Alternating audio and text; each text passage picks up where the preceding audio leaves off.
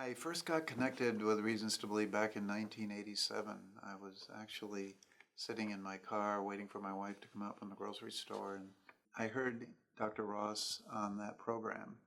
And what he was saying was just so real to me in the sense that I had been struggling with how on earth do I explain some of these things that are going on with Genesis and how does it relate to science now? And I wasn't happy with the young earth interpretations, and I knew they didn't work with skeptics.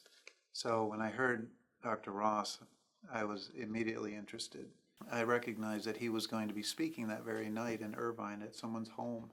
So I made it a point to attend, and what I noted was he was just a very humble man, but he was just saying things I had never heard in church before as far as explaining what is going on with Genesis, the extra dimensional issues, how that impacts God and my view of God and things like that.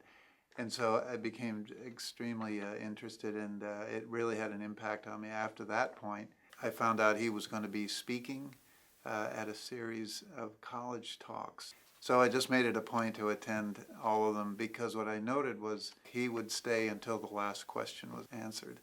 And that was probably even more interesting than the talk that he gave, although I really enjoyed the talks as well. And as a result, I just became more involved, and I ended up being a part of a taping that Dr. Ross did for Simon Greenleaf University. It's Trinity University now. And that taping ended up becoming what was the apologetics training program way back when. I came to Christ back in 1970, and I began to think I was able to defend my faith. Not that I was a skeptic, but I just ran into people who were, and I was doing okay. And then along came my time in the U.S. Air Force, and I ran into an incredible skeptic, and he was very practiced. And he just kind of chewed me up and spit me out, and I thought, how on earth am I going to ever defend the faith? Well, this is when Reasons to Believe comes along, and I hear Dr. Hugh Ross, and I'm recognizing there's some very good answers here. At the time I was a chiropractor, people come, they're not feeling well, and they're really open oftentimes to spiritual things, and I was able to use Reasons to Believe ideas and arguments with them. This interesting opportunity came along back in the 80s. There was the heavy metal groups called Stryper, Bloodgood, and others. And these folks that came to Christ at these concerts really didn't have a church to go to. And I had a connection with a guy, and he said, well, why don't you start a church out in the Inland Empire? So I thought, I'll do it because, you know what, I have a lot of good information here from Reasons to Believe. And so we started the Sanctuary Church at that time. I was impacted enough by Reasons to Believe to get started with that.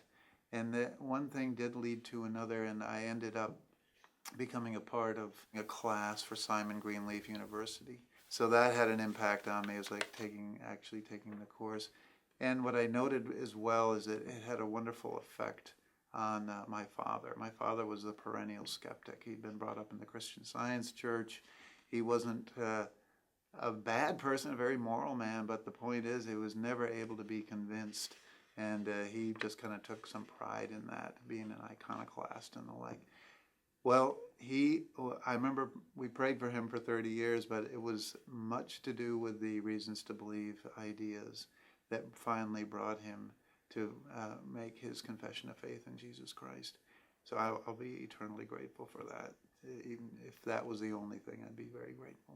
If I had to talk about my favorite reason to believe, it would be connected with there was a group that I used to really enjoy called The Call, and one of their songs was Everywhere I Go, and it would sing, this lead singer would be singing, I see God everywhere I go.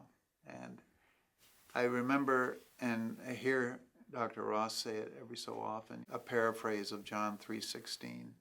And he would say, God so loved the world that he made a universe of 50 billion trillion stars so that at this brief moment in time, me and the rest of the human race could become familiar with his love, his care, his wonder of his creation that he's made for us to enjoy and to eventually lead us to him through Jesus Christ.